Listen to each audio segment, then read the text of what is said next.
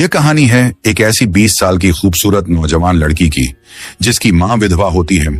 कैसे उस लड़की की काम वासना की प्यास बढ़ जाती है, कैसे वह हर दिन अपनी इस प्यास को बुझाने का प्रयास करती है, और फिर कैसे एक दिन एक नौजवान साधु आकर उसकी इस प्यास को बुझाता है।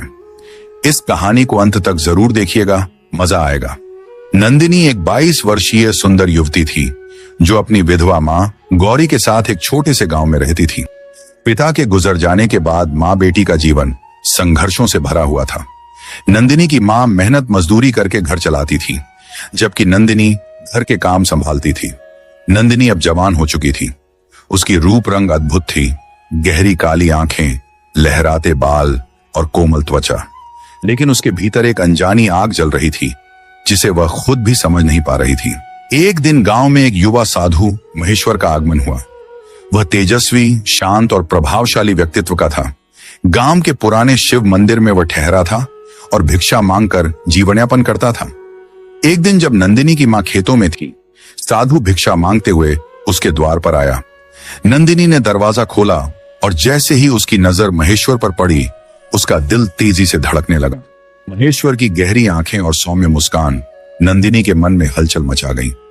उसने कांपते हाथों से भिक्षा दी, लेकिन उसकी नजरें बार बार साधु पर टिक जाती।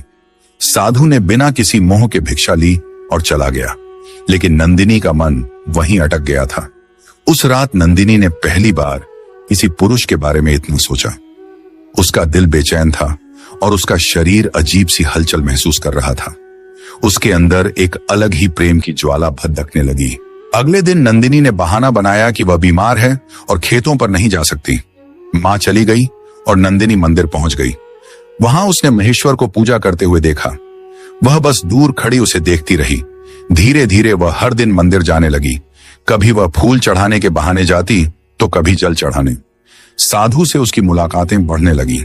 महेश्वर भी महसूस करने लगा कि यह लड़की उसे बार बार देखने आती है, लेकिन उसने ध्यान नहीं दिया। रातों में नंदिनी के सपनों में महेश्वर आने लगा। वह सपने में देखती कि महेश्वर उसके करीब आ रहा है। उसकी सांसें उसकी गर्दन को छू रही हैं और उसके आत्मा को संतुष्ट कर रहा है। उसकी कल्पनाएं उसे और बेचैन कर रही थीं। एक दिन वह मंदिर में अकेली थी। महेश्वर पूजा समाप्त कर रहा था। जैसे ही वह बाहर निकला, नंदिनी ने उसका रास्ता रोक लिया। महाशय, मैं आपसे कुछ कहना चाहती हूं, नंदिनी ने कांपते स्वर में कहा। कहो बेटी, महेश्वर ने शांत भाव से उत्तर दिया। मैं आपको चाहने लगी हूं। मेरा मन, मेरा तन, सब कुछ आपके लिए तड़पता है।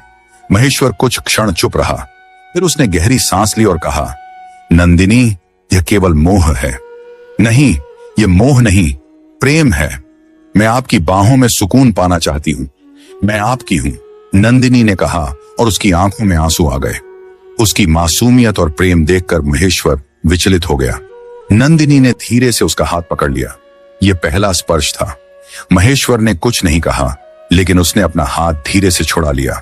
तुम्हारा मन भटक रहा है नंदिनी, प्रेम त्याग में है, बंधन में नहीं, कहकर वह मंदिर के अंदर चला गया। नंदिनी रात भर रोती रही।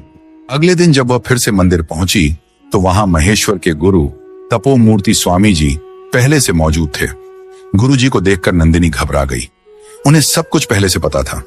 बेटी, तुम्हारी आयु को दोष नहीं दिया जा सकता, लेकिन तुम्हारा मार्ग गलत है।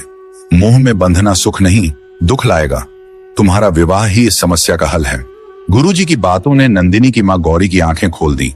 कुछ ही दिनों में नंदिनी का विवाह एक अच्छे युवक से करवा दिया गया। महेश्वर और उसके गुरु ने गांव छोड़ दिया और अपनी साधना के लिए आगे बढ़ गए। नंदिनी अब अपने नए जीवन में खुश थी। यह कहानी हमें यह सिखाती है कि मोह और प्रेम में बहुत अंतर है। सच्चा प्रेम वही है जो आत्मा को शांति और उन्नति की ओर ले जाए। इच्छाओं को नियंत्रित रखना ही असली तपस्या है। सच्चा प्रेम आत्मा को मुक्त करता है, बंधन में नहीं डालता। अब समय हो गया है आपसे इजाजत लेने का। आशा करता हूं कि आपसे अगली वीडियो में जरूर मुलाकात होगी।